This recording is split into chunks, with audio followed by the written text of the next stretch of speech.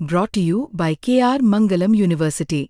We provide you the platform to turn your dreams into reality. Give wings to your aspirations with KR Mangalam University.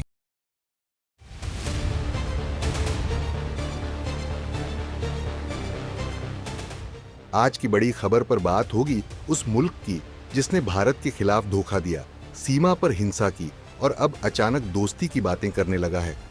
जी हां, हम बात कर रहे हैं चीन की। कोलकाता में चीनी राजदूत शू फेहोंग ने बयान दिया है कि भारत और चीन के रिश्ते हजारों साल पुराने हैं और वो चाहते हैं कि आगे ये रिश्ते बेटर एंड बेटर यानी और बेहतर हों। सवाल ये है, क्या चीन पर भरोसा किया जा सकता है? चलिए जानते हैं इस वीडियो में। दरअसल कोलकाता में एक कार्यक्रम के दौरान चीनी राजदूत भारतीय छात्रों से मिले जो चीनी भाषा में दक्ष हैं। इस मौके पर उन्होंने कहा कि भारत और चीन का रिश्ता हजारों साल पुराना है। अतीत में बस कुछ समय के लिए हमारे बीच मतभेद थे। प्रधानमंत्री मोदी भी कह चुके हैं कि हमारे हजारों वर्षों के संबंधों में मतभेद एक छोटा हिस्सा है। अब जरा सोचिए कि ये वही चीन है जिसने गलवान में हमारे सैनिकों पर हमला किया था।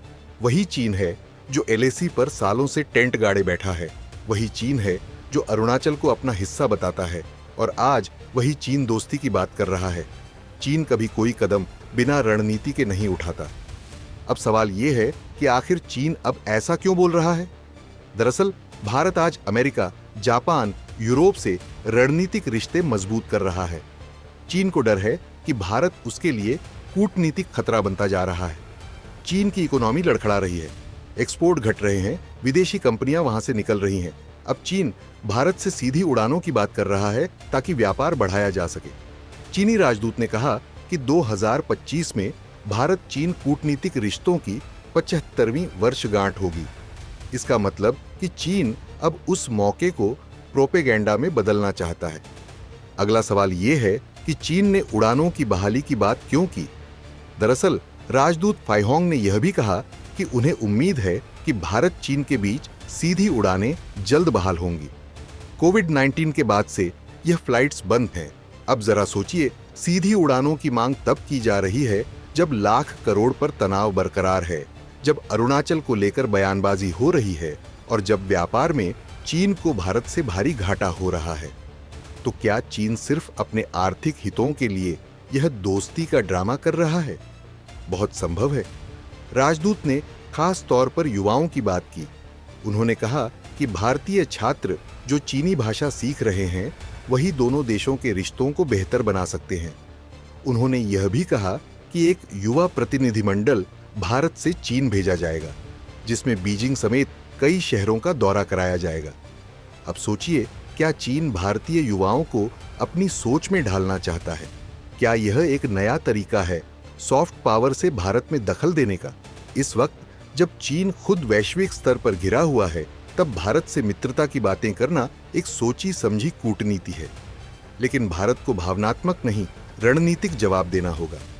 सीमा पर भरोसे के कदम नहीं दिखे हैं। अरुणाचल पर चीन अब भी आपत्ति करता है। यूएन में चीन पाकिस्तान के साथ खड़ा रहता है, भारत के खिलाफ बीआरआई और सीपीईसी जैसे प्रोजेक्ट्स चलाता है। खैर, चीन की ये कूटनीति कोई नई बात नहीं। पहले धोखा, फिर बातचीत, यही उसकी रणनीति है। आज चीन भारत से उड़ानों की बात कर रहा है, कल फिर सीमा पर टेंट गाड़ेगा। इसलिए भारत को सजग रहना होगा। प्रधानमंत्री मोदी और भारत की कूटनीति को अब डिप्लोमेटिक नाटक और यथार्थ में फर्क करना होगा। दोस्ती तब तक नहीं हो सकती जब तक आंखों में आंखें डालकर चीन को जवाब ना दिया जाए। अगर आपको लगता है कि भारत को अब चीन की इन बातों से सावधान रहना चाहिए, तो हाँ या ना में कमेंट करके जरूर बताएं।